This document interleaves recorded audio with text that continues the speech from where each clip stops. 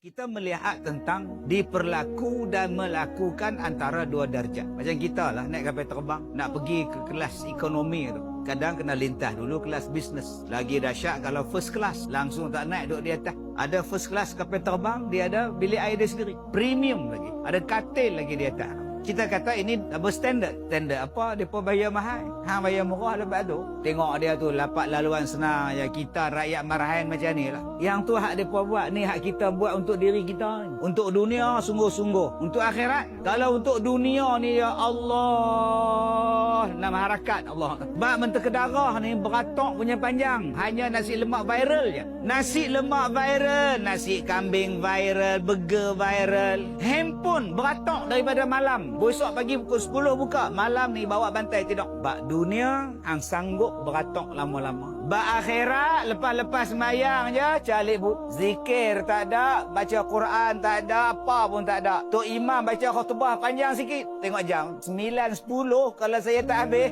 ada yang buat isyarat. Sagi ku antara taruh kat hang je. Oh, yang beragama hang pendek-pendek. Antara dua darjat. Hang lebihkan akhirat tak? Hang lebihkan dunia.